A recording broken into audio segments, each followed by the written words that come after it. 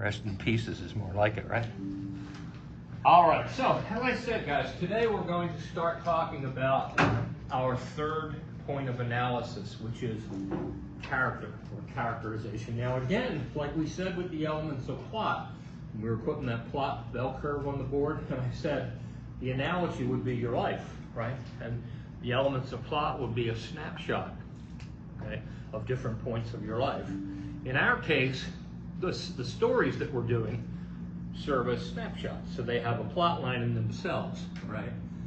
And for example, The Monkey's Paw by W.W. Jacobs is a snapshot of the life of the White family during that period when the guy brings a monkey's paw, culminating in, I'm not going to tell you the end, but culminating in whatever happens at the end. But in the White's life, life goes on afterwards, right? And life happened before. It just so happens that the interesting story about the monkey's paw is made up that short story. So the elements of plot are like a snapshot for us, okay? And the parallel in life would be, of course, birth, life, and death. And then we have lots of other little mini plot lines all along that plot line as different things happen to us throughout our lives. We talked about our second point of analysis, which was conflict, the different types of conflict. And we decided that there were 4 types of conflict. Okay? Every story has all 4 types. However, every story also has a primary type. Okay?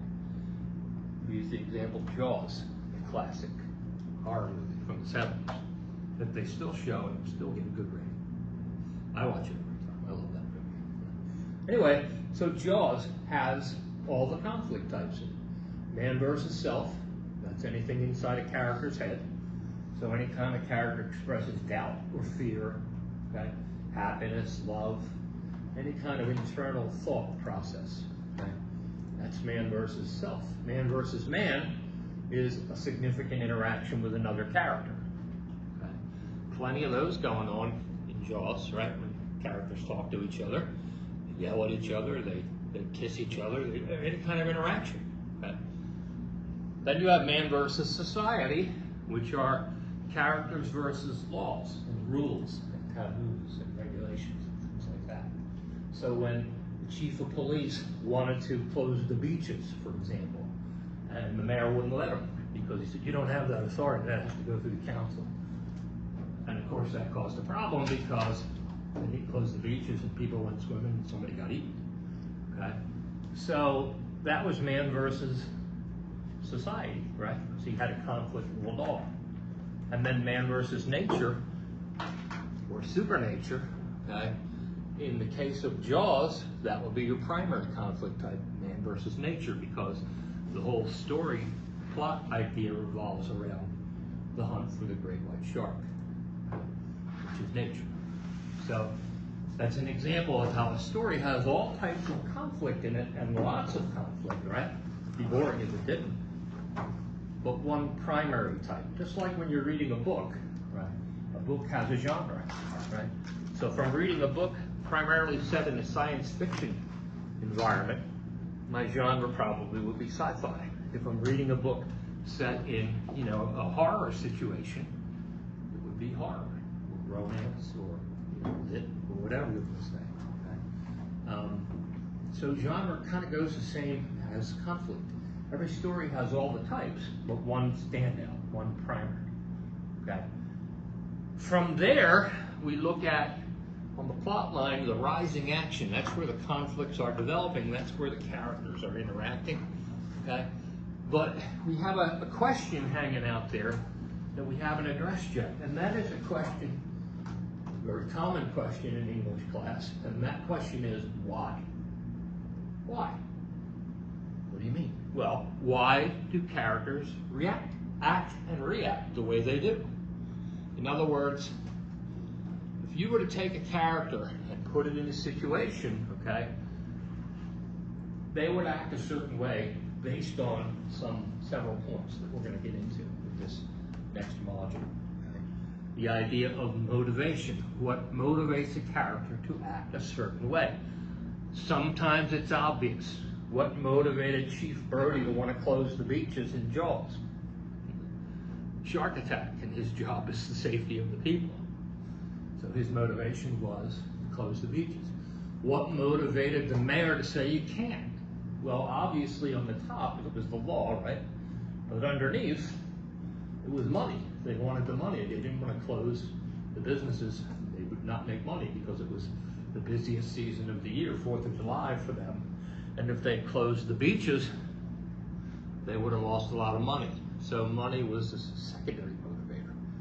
Okay. So why do characters act the way they act? Why do they say what they say? Why do they do what they do? Now, character equals person. Parallel. Same parallel as life and plot. Okay? So think people. Why do you do what you do? Why do your friends do what they do? Why does your family do what they do? And everybody has different motives. Right? Sometimes those motives are in tune and they're common. Other times not so much. Sometimes when you hear somebody's reason, you're just scratching the surface and you realize there's a motive underneath. Okay? Sometimes that's deception. You know, sometimes the motive is deception. Sometimes the motive is greed.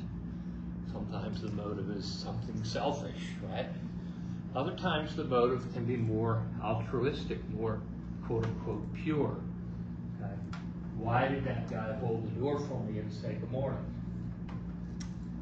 Maybe he didn't really have a reason. Maybe he was just being polite. That would be an altruistic motive, right? He wasn't gaining anything from it.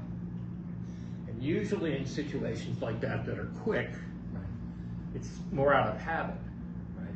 So they're really not doing it for any other reason than A, they're used to doing it, and B, they're just polite. But sometimes there's a darker motive behind it. Sometimes people are motivated by negative things as well.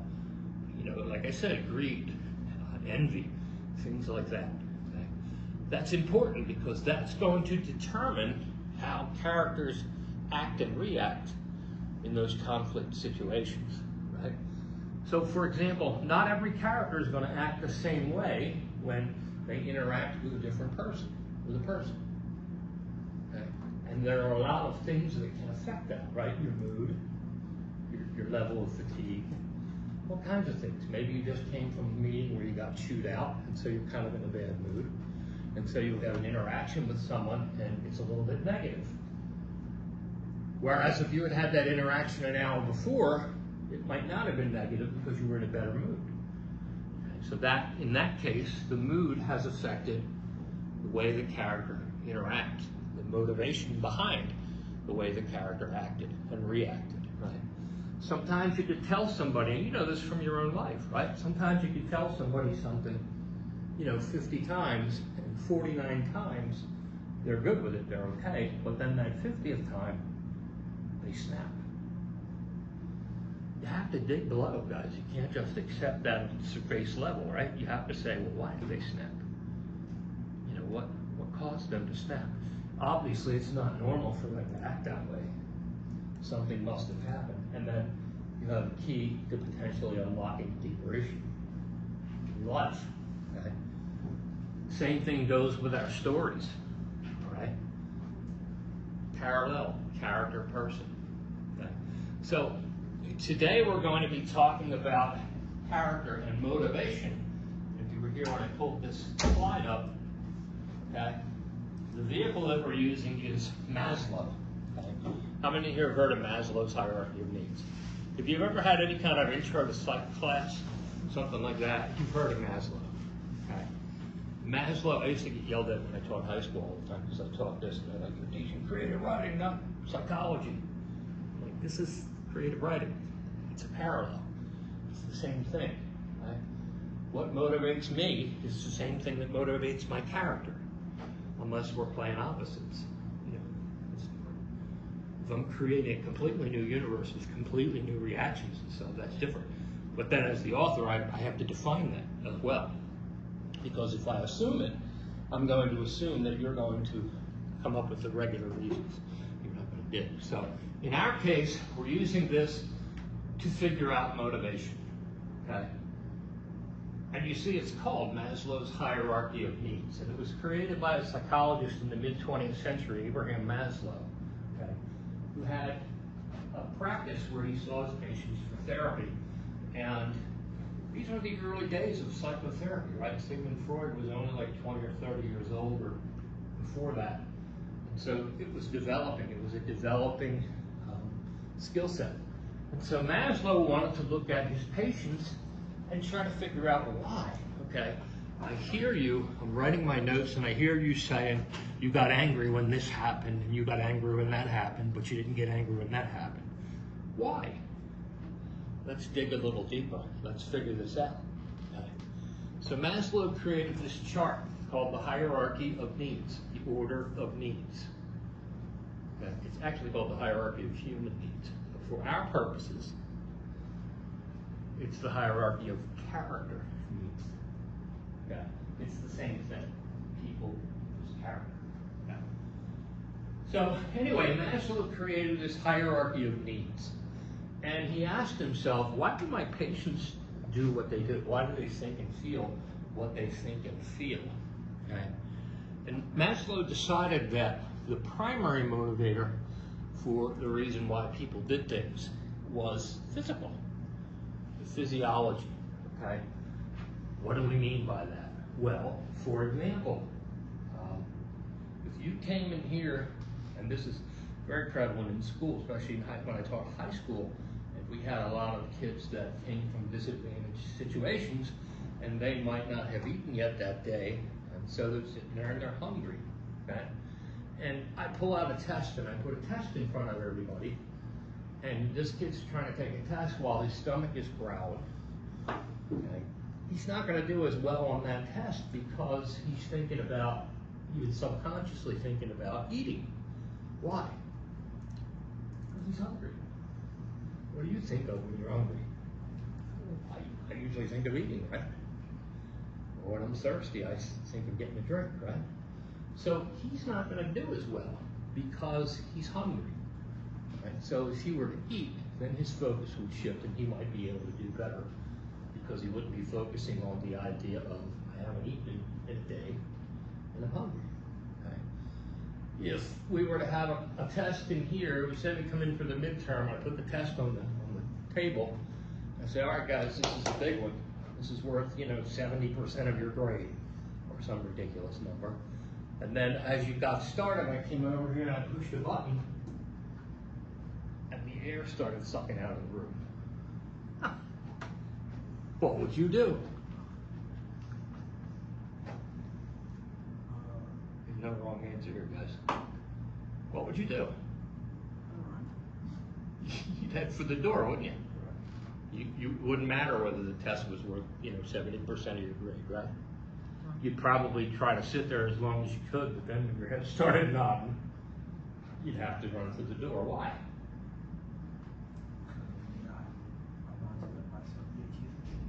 We need air, right? We need air to breathe. And if we don't have air, we don't breathe. And if we don't breathe, we die. Physiology, right? So that's one of the big physiological things. The idea of air, the idea of food. Okay? Food, water, shelter, air, sleep, freedom from pain. That's another one. Okay? If you're sitting there and you have a toothache, again, trying to take a test, you have a toothache, you're going to be so distracted that you're probably not going to do very well on that test because you have a physical impedance going on. Until you get that taken care of, you're not going to be able to focus on what's in front of you. Why? Because Maslow says and proves that the physiological outweigh everything else. You notice this is a pyramidal structure, and you notice that the physical or the physiological is the base, right? Which means it's the bottom part, but it's also the biggest. Okay. Everything else is built on a base, right? You look at the foundation of a building, it's built on the foundation of the base. Okay. Without a good foundation, the things above it can't stand. Okay. So Maslow said that if people did not have their physiological needs met in some way, okay, they would not be able to focus on anything else. So if somebody's in a situation where they're hungry or they're tired, they're exhausted, they're falling asleep in class, okay, you know, they're worried about shelter. Okay? Maybe you're homeless. You're worried about where you're going to sleep tonight because it's supposed to get cold. Okay? These are distractions. They're more than distractions. This is Maslow. Okay? This is the real thing. This is your physiology saying, hey, we need to fix this to function, because if we don't, we're going to have bigger problems. So nothing else matters, guys. Safety, right? Social, esteem, self-actual, none of that stuff matters. You cannot think of anything else until the physiological needs are met. Okay? Now you see step 2, these are the safety needs. So Maslow postulated that once you have these physical needs met, okay, now you need to protect those things, right?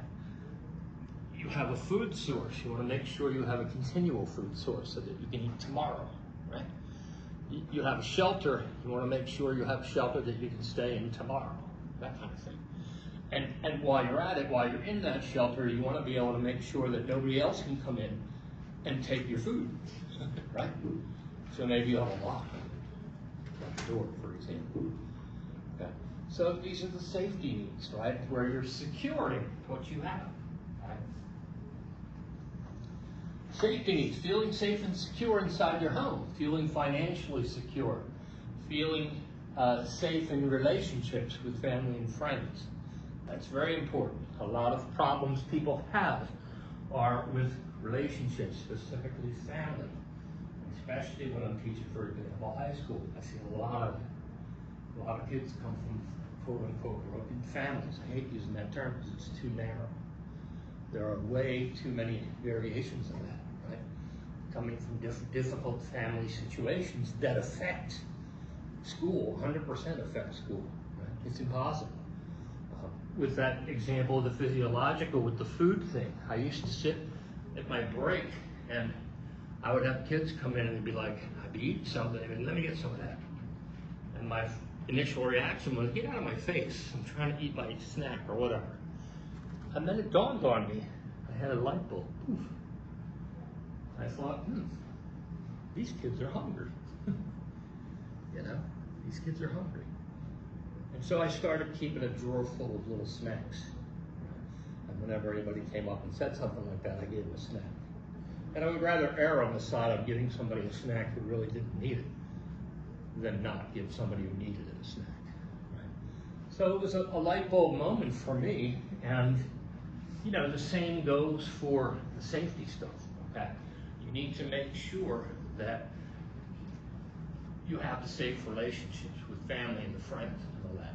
And that's hard. The younger you are, the harder that is, unfortunately. Sometimes you don't have any control over that stuff. It's a very difficult situation. But as an adult, okay, it's very important. If you're in a relationship that you don't feel safe in, okay, that's going to take precedent. Think of your own life. Think of situations you've been in where you didn't feel safe. What was on your mind? Your safety. Getting safe. It took precedent over anything else. Okay?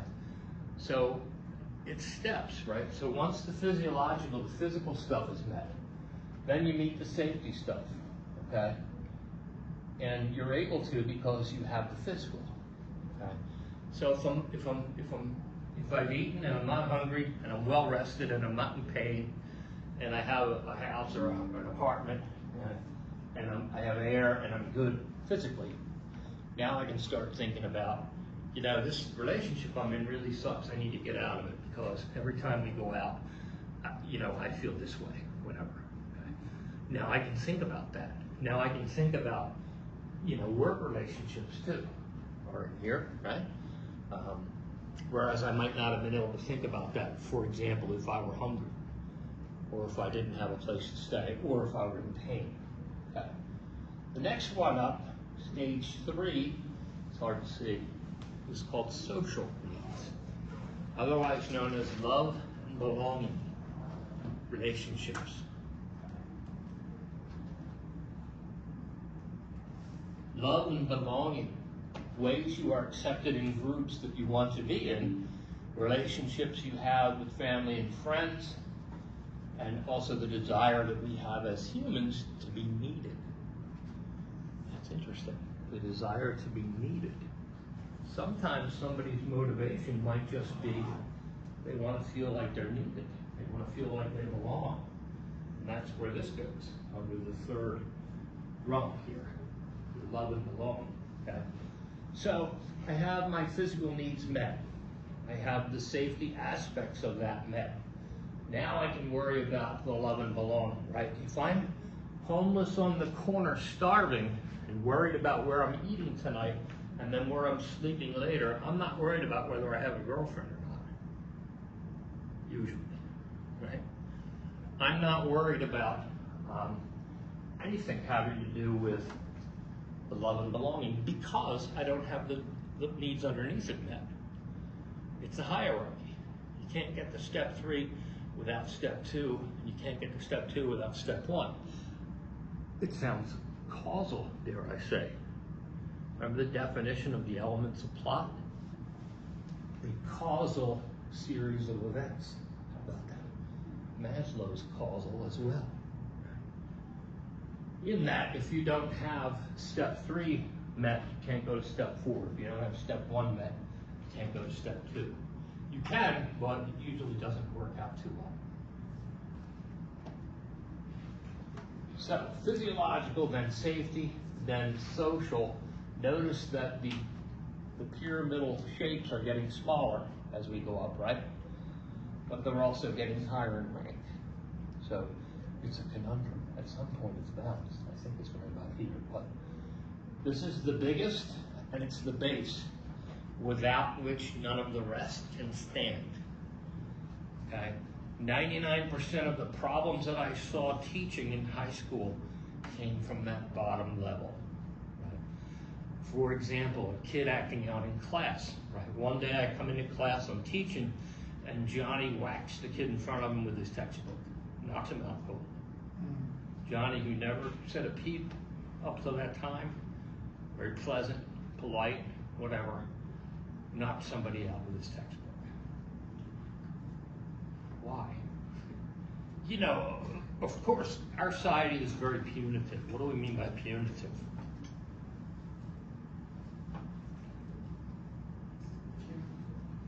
Crime and punishment. Punitive. So he whacked somebody in the head with the book, so the first reaction of the disciplined person is going to be to punish him because he did something wrong, he hurt somebody. But the reaction of the counselor and me as the teacher is, okay, obviously he needs to be punished because you can't, that's not acceptable to physically harm somebody, no matter what's going on. But he's a kid, and he's not necessarily on straight with all that. So the next question has to be why? Why did this kid, who is normally innocuous, normally does his work, doesn't really go off anywhere, and suddenly goes off? What's going on? So we do a little digging, right? So the break happened here at the social, right? Because he was in a social setting and he broke a rule, man versus society, okay? So we look beneath, okay? And we find, okay, so he broke a rule here, what's going on? So we look here and we see that we learned that his father left that week. Left his mom and 8 brothers and sisters. And, you know, there's obviously stress that goes with that beyond just if dad's leaving. The guy's the breadwinner, right? He's making the money for the house, right? All the bills are due. He sees the stress his mom's in now, okay? And so we have a break beneath in the safety, right? He's not assured, at least in his mind, he's not assured of food, shelter, those physiological things, right? And when those physiological things are missing, then all of this stuff starts to shake. And that's exactly what happened, right?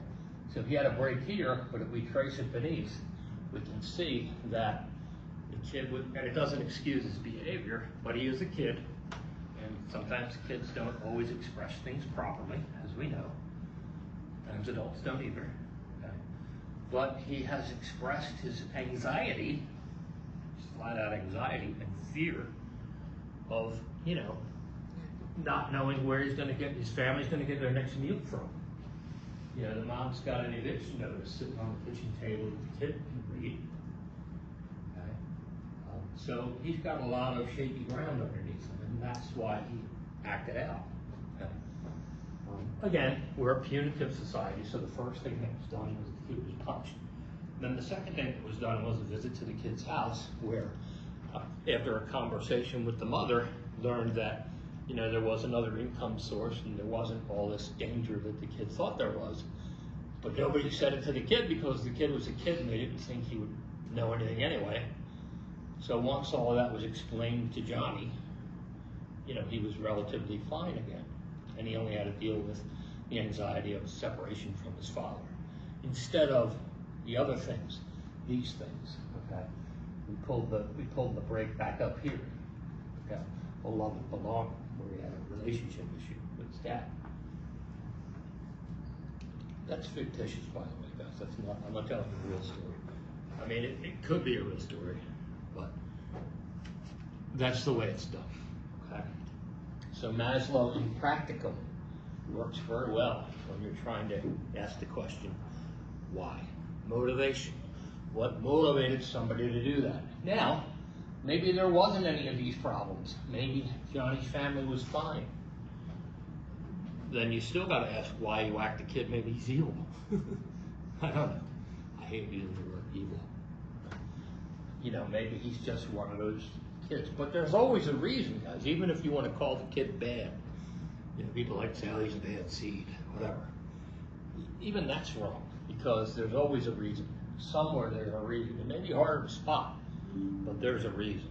Okay? It's just a matter of digging and finding. But it's also a matter of appropriate digging and finding. So, for example, in a situation like that, it would not necessarily be appropriate for me to do the digging, because I'm not a psychologist. If the kid told me something that was reactive, so to speak, I wouldn't necessarily know how to tell them how to handle that. And I wouldn't want to tell them the wrong thing, because that could cause a whole other host of problems. Okay? So the question needs to be asked why, and the digging needs to be done, but it needs to be done by the right people, right? So in that case, it would be a referral to a counselor. And in most cases, the high school counselor is not qualified either. It would have to be referred to like a child psychologist, where they would do the digging. And that digging, oh, by the way, could take years. Depends on the person. Right? Some people are in therapy all their lives. It is what it is. And it's always a good thing, because, you know, we have a very big stigma on mental health in this country, and we need to get past that. We need to make it okay to say I have a problem, because mental health is health. It's no different than any other disease you could get. Right? Your brain is a chemical factory, and if you knew enough about your brain, you would know that the slightest variation in any of those chemicals, there's mental health right there. If you haven't had a mental health issue, you haven't lived long enough. But in most cases, people gloss over that. You know, they say, I just smile, you'll be all right. Be okay, you'll be better tomorrow. You're just sad. Listen to music, go for a walk, you'll be fine. Maybe, but maybe not. The problem becomes the maybe not. And that's what leads to, for example, that school shooting we just had last week. Right? That kid had mental health issues. Banning guns is not necessarily going to fix the mental health issue. Right? Because if they don't have a gun to kill somebody, they'll use a knife. Whatever. Right? I'm not advocating any position here. I'm just saying. Mental health is usually the root of all that stuff. Lack of mental health. Mental health is health, guys. If you say you have cancer, you get treated a certain way, and you act a certain way, right? Usually you'll go for treatment. You'll try to nip it in the bud. You know, whatever you need to do to get rid of that cancer. Yet with mental health, we like to push that away. We like to say, That's a weakness, especially in men. We like to say it's a weakness, but it's not a weakness. It's normal. Abnormal is normal. How about that? Abnormal is normal. It is. I mean, if you think about your brain, guys, and you think about all the things that it does, and now they're saying part of your gut acts as a brain as well. So you got that brain too. You think of all the chemicals that that thing uses and the hormones and such. Of course something's going to go wrong at some point. Anyway, that's my brain. So we're at the third level here. Okay. As I said, the bases are getting smaller, but they're getting higher. Okay. So once we have the social, the love and belonging, okay, now we look at the esteem or self-esteem, right? The pats on the back, the glad to be here kind of feel, right? Giving and receiving respect, wanting power and control, need to feel valuable, right? If you're in a relationship, you don't feel valued, that's a crappy feeling. We've all been there. You know, that's a crappy feeling. You gotta ask yourself, is that me or is that them? Or is it us together? Something, right? If your needs aren't being met in that way, then hopefully you move to fix them. Unfortunately, most people don't. They just get along, go along, get along. But nothing gets fixed. Respect, that's a biggie. Respect is very important. It's not a physical thing, right? It's nothing you can show anybody. Look, I have respect. What's the respect here? What is respect? It's tough to define, isn't it? We all know what it is, but what are the words? What is respect? How would you define it? How about giving me an example? Say again? Say R-E-S-P-E-C-T. Yeah, it's a great song. I love it. Rita. Well, what's it mean? Well, for example, let's say you came in here, okay, and I treated you with disrespect. Okay. Honestly, I'm thinking of how I would do that, and I can't even think of how because it just goes against, you know, who I am to treat somebody with disrespect. But I guess it would be like, you know, saying, "Hey, stupid," that kind of thing. That's pretty overt, but it's the same idea, right? If I call you a dummy, like if I ask you to answer a question and you think about it and you give me an answer and I say, "You're a moron," that's not right. That's disrespect.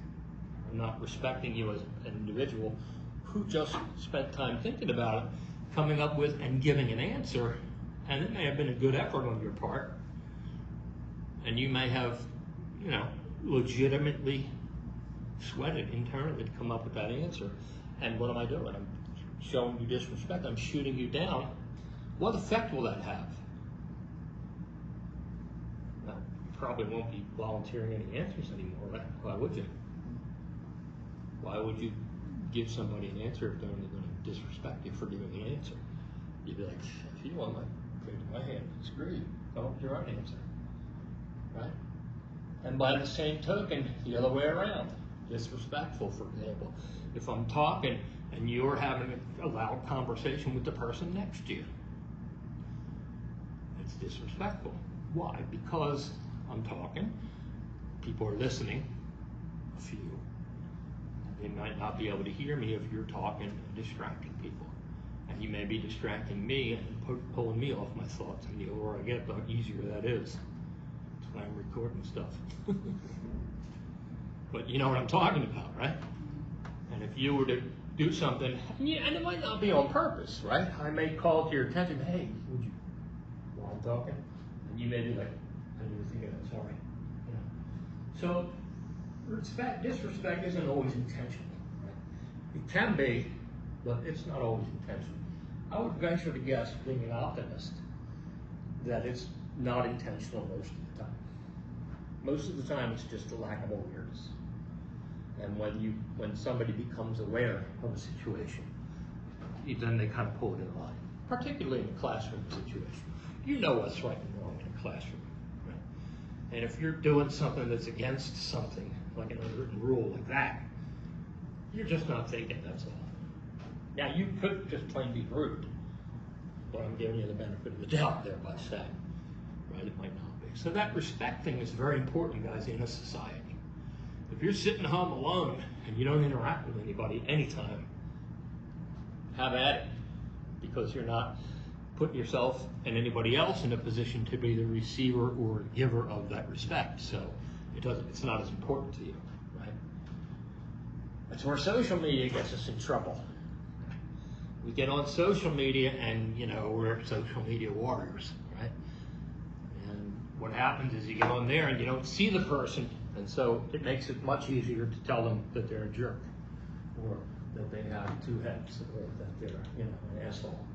It's much easier when you're not seeing a person, or they're a person, right? And that's happening, and that's a huge problem, right? All kinds of stuff going on social media because of that. Some people need to be in the person of someone in order to have and give respect. Okay, but it should be there as well. But sometimes it's not. So that's the esteem, guys. The self-esteem. That's all part of it. Wanting power and control, and that doesn't necessarily mean I want to be the dean or I want to be the president of the school. That just means power and control over my own life, right? So, I had a problem with my leg a few years ago. I have a blocked artery in my leg. It's called peripheral artery disease. And I smoked.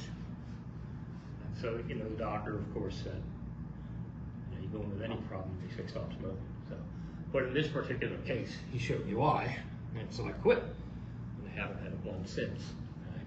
And that is, this whole idea here, right? When you have an illness, and you don't have, for example, cancer, that's a good example of an illness that you might not have a whole lot of control over, right? Other than getting treatment and such. There isn't a whole lot you can do to prevent it, per se. They say there are, the smoking and all that stuff, but, it's the whole power and control over yourself thing, right? I wanted a little more control over the problem that I had in the artery in my leg, and so I quit smoking, and as a result, it didn't get worse. So I exerted this, right, over that issue. Right? So that's very important, right? If you're overweight and you can't walk up a set of stairs, and you get tired quick, okay? Sometimes you can fall into that rut of feeling powerless instead of getting up and walking around the block, or putting down the third helping of dessert, whatever. Okay? That control and power. Okay? It's easy to get frustrated. It's easy to lose control and power. It's easy to give it away, especially if you're in a relationship. And giving away control and power in a relationship, sometimes it's, it's good for the relationship, but if it's only one way, then it can be detrimental, because if you give away all your power, and they don't give away any of their power, then you've got a power vampire sucking the energy out of the relationship, and there it goes, and there you go.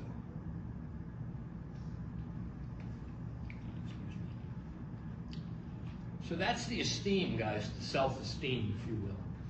Very important. Very, very important. However, it's not as important as having air to breathe. I hate to say it, but it's true, right? It really isn't. Whether you respect me or not doesn't affect me whatsoever if I'm stuck on a desert island and don't have any water to drink. I could care less what you think about me at that point. No offense, right? I don't care that I'm missing days of work. I'm stuck on an island. I'm about to die. I'm worried about myself at that point. My physiological needs, right? If I'm homeless, I don't have shelter, can't sleep outside because it's going down to 20 tonight, I'm not really worried about what you thought of something I said earlier today. Maybe subconsciously, but not consciously. What am I worried about? I need shelter, right? If I fall off a wall and break my foot, I'm not really worried about, what you think about something like wrote earlier. I'm worried about the pain in my foot. And pain is an equalizer, boy. Pain can really dominate your thoughts, as you know, if you've had pain. And there are lots of people who deal with pain better than other people. My dad, he'd go to the dentist and get like root canal done with no Novocaine, no nothing. He'd go, oh, it only hurts a second. That's the second I don't want to feel the pain. How about that? That hurts. Yeah, I'm telling you. But my point is, there are people like that pain, they, for whatever reason. I mean, even if they rub you still won't feel it either way. Yeah, you are. That's why I do sleep dentistry. Go to sleep, and then I wake up and no. I still hurt, but it's a different pain. The dentist is the worst. Boy, no offense if anybody's into dentistry, but there are people who don't necessarily, it's not that they don't feel the pain, but they just deal with it differently. They're able to compartmentalize it, right? Put it in a box and put that box away. And I'm always looking to those people. I'm not talking about not physical reasons for not feeling pain, right? Obviously, if there's a physical reason why you're not feeling pain, that's bad, because pain is our body's alarm system, right? Pain is good. Pain tells you you're alive. Truthfully, I don't care either way, because I'll be like wearing the headphones and I just go straight to sleep. And the doctor's office like, and that's a doesn't good make me thing. no different. That's a good thing. Yeah. Like, I'll still feel like what they're doing, But you're able to deal with it better. Hmm? You're distracting yourself. If you're wearing the headphones, Yeah. you're knocked out. Like, Not you me, won't go boy. to sleep. Not me, boy. Nope. If I'm not asleep, I'm feeling it. And I'm a baby. And women, God bless women having babies. Let me tell you, ladies, if it were up to men to have babies, we'd be extinct in one generation. Right. Facts. Guys, are you with me? I'm not having a baby under any circumstances. I'm with you on that. No, no, no. No, and let me say that again, no. And Just say no. just say no, right? Facts. And you know what? It's true. The average woman can deal with pain a lot better than the average man can deal with it. But they've also said there's biological reasons as well. You know how they have the old trope where the husband's home and he's got a cold and he's like dead to the world and he's dragging, but the wife gets sick and she's still running around doing things. Apparently the scientific reason behind that is women deal with that stuff physiologically better than men deal with that stuff. So it actually does hit men harder. And I'll stick with that to the day I die. Put your hand down. What are you going to say? I was just gonna say that physically and scientifically, women are made with one full layer of fat more than men on purpose, so we can deal with childbearing. Okay, so there is, no, I remember with my birth, my children, I would be like going in and I'm like, listen, epidural, like right now, I still don't like pain. Right. I don't like to feel it, but supposedly, we're made so we can take pain a little bit more than men. You know, and there's a lot of differences like that between the sexes as well that we tend to brush under the rug as we strive for equality and all those things. We don't like to single things like that out. But for example, women actually can see color better than men too. Did you know this? I didn't know that. Yeah, we're hardwired for that. And the reason is because back in the day, when we were hunter-gatherers, the men would hunt. And I'm talking about the average, not the exception. On average, the men would go out on a hunting party, and the women would be picking the berries. And it was very important to know the difference between this color red and that color red. It could be death, right? It could be poison. So, ladies, take it easy on your man when they're picking out something that doesn't match. They really can't see the difference. The women have either more or sharper rods and cones than men do for that reason. And the converse of that is men have better depth perception than women, usually, on average. Right? And that's because of the whole hunting thing. Right? Men needed to know the distance from here to here more so than women, whereas women needed to know the colors differences in the schemes. So I'm not saying that women don't have depth perception or men don't have good color perception. It used to be, per se. I don't know if it's that much anymore, but there's a lot of differences. And there's a lot of biological reasons for those differences between men and women, as much as we want to say we're all equal and all that, and we are in certain contexts, but we're different in certain contexts, and there's reasons for that. You know, and those reasons should be celebrated as much as the similarities. Right? Thank God women can handle pain better than men. We wouldn't have babies, right? God, I got off on a tangent, but it was all relative. Right? So those are our things going on up to the esteem, guys, and the order. Maslow's hierarchy of human needs, order of human needs. So the physical needs are met, then the safety needs are met. Once the safety needs are met, then we can worry about the self-esteem, the love and belonging, okay? And then we get to the esteem stuff, the self-esteem, where we worry about the respect and the power and the control and all that. Again, if you have physical things going on, you can't worry about other things. And you know in your own life, think about your own situation, right? If you're getting into your car and you don't get your hand in quickly enough and you shut the car door on your hand, what are you thinking about? Many versions of the word out, or the F word, or whatever you shout when you get into a situation like that. You're not thinking about, you know, anything else. All that stuff immediately goes. And I gotta believe, and as you think about this from a psychological perspective, I gotta believe a lot of this stuff is kind of hardwired, instinctual, right? Gotta be instinctual. Right? Our body automatically prioritizes what it needs to prioritize in that moment. Whereas our minds might not be able to, our conscious minds. We might be too obsessed with a thought. And, you know, it'd be like if you didn't feel any pain and, you know, you stubbed your toe and your toe is bleeding, but you didn't feel it. And this is the problem diabetics have as they get older. You get the numbness and all that in your extremities. And the situation becomes you get a cut on your foot, you don't know you got a cut on your foot because you can't feel it, and what happens? It gets infected, it's gangrenous, and it gets amputated. I've known several people that that's happened to. Right? And those are people that took care of themselves too. But that's my point. Your perception is gone, right? And you're not aware of that pain, and so what happens is it gets worse, right? And because pain's an alarm system, but if you can't hear that alarm going off, you're gonna miss it. So sometimes it's important that this stuff is hardwired, otherwise we might miss things. And so it's kind of nice that we have, for example, a fight or flight reflex. If somebody comes up behind you and pops a paper bag, most of us jump 10 feet. Right? Why? That's the startle reflex, right? Because back in the day, I like that term, back in the day, when we were hunter-gatherers and we were hunting, or you were in the woods picking berries or whatever, okay, and you heard a twig snap and a growl, it was important that you didn't think about it. It was important that you reacted. Because if you think about it, you think to yourself, that was heavier than a human snap. That sounded like it might have been a bear.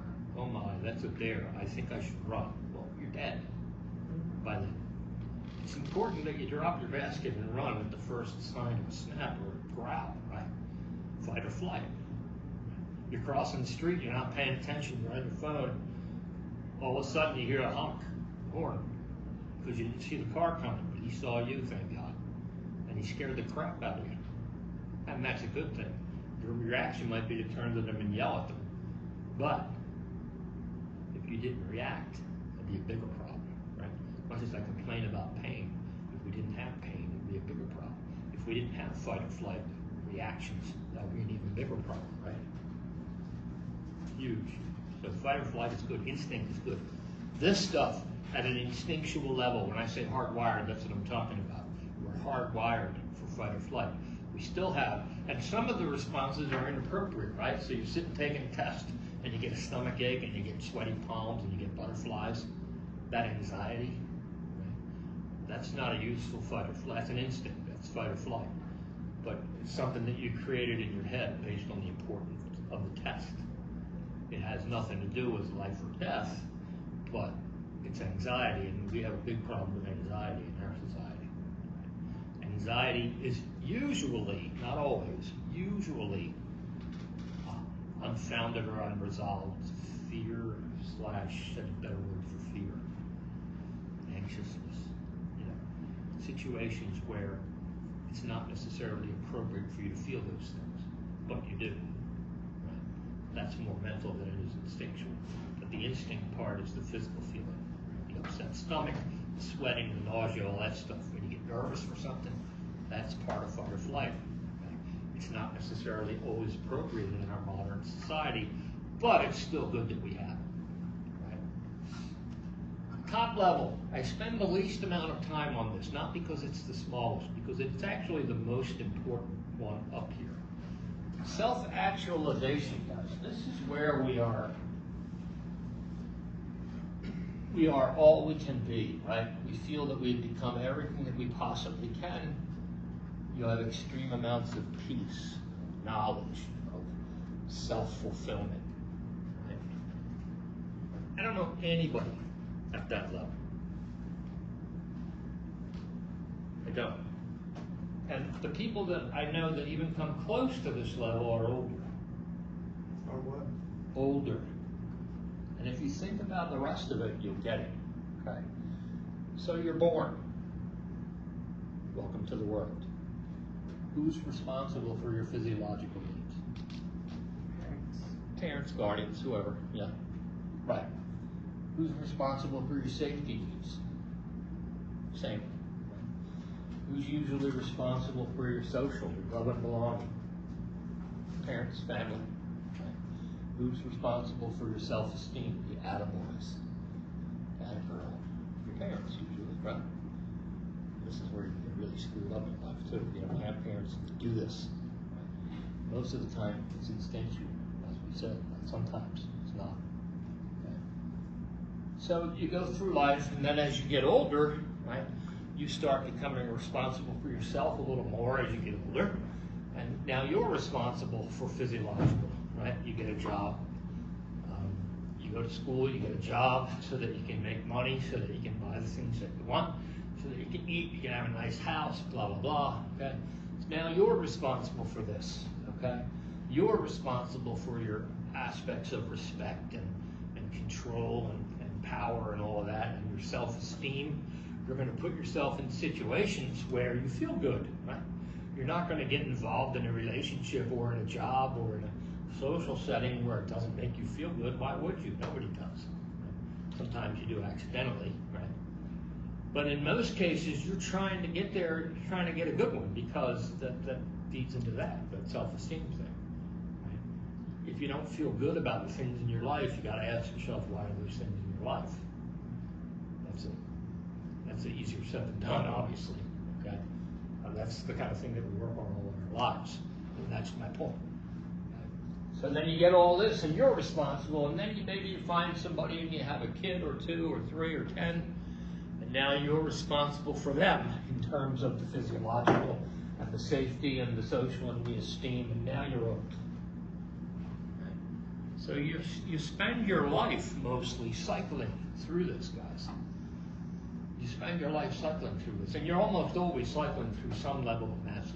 You can look at your own life and see what you're cycling through at the moment, but we're almost always cycling through. Got a new job? Well, you're cycling through number 3 and number 4. Right?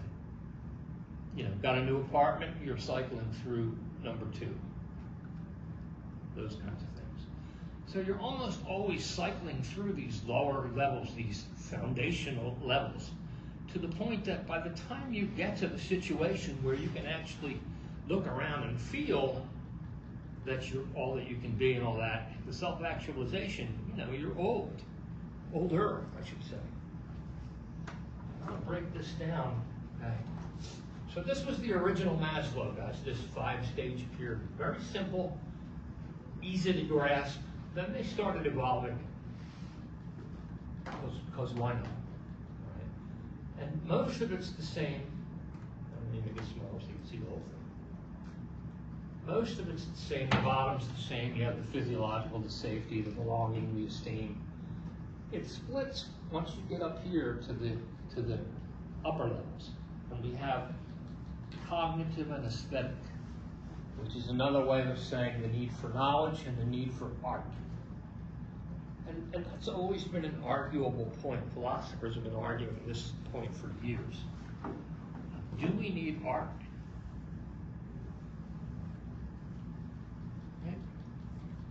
Most people would say yes.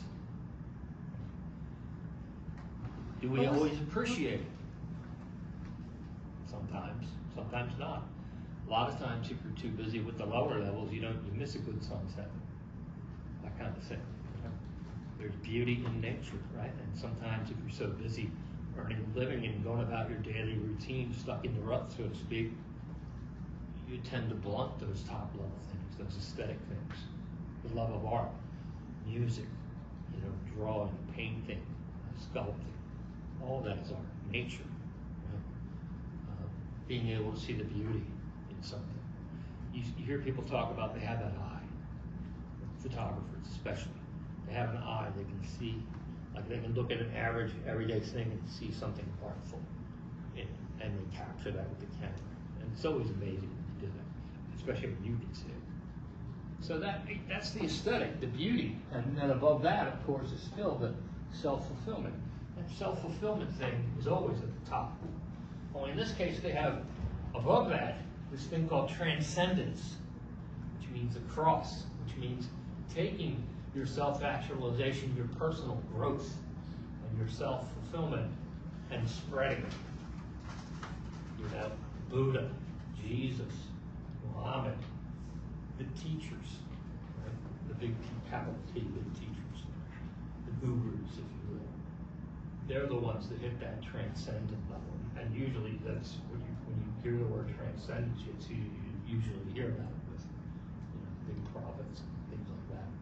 Because why? Well, they're through all this stuff. They've gotten through all this stuff and they're able to hold that level.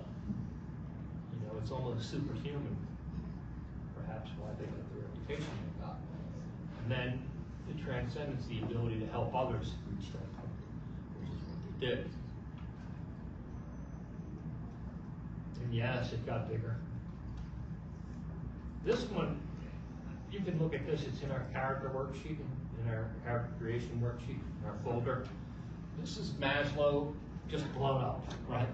This is the physiological, this is the safety, this is the love and belonging, self-esteem, blah, blah, blah. And it's just broken out into instances, that's all. So when we talked about Johnny in the classroom earlier, I would use a chart like this to diagnose that, right? So, he had a break up here in the social, all right? And then we can trace it down, down, down to his fear of losing this because they lost a primary breadwinner. Or he thought they lost a primary breadwinner. So this is more of a diagnostic thing. But if you want to look at the breakout of specific examples in Maslow, for example, let's say you want to write about one of your characters. Let's tie this back into our stuff, right? Our point of analysis. Say you choose character and you want to go Maslow. Very weighty thing you could choose here, Maslow, right? And you could ask yourself why. Why did my character do that? What was the motivation behind that? And you could look at all of these points and figure it out, right? And use that as your point of analysis. Okay? So this happens to be, guys, in our lesson folder under character and setting, and it's the very first thing, elements of character. Okay? There's an audio version of this lecture right here. There are a couple of characters, videos and things in here to take it a step further. There's a nice presentation for Maslow, PowerPoint here, and a little video I recommend you watch this called Why It Matters. Okay? It's kind of important, and you can check that out. All right? So that, my friends, is Maslow and motivation.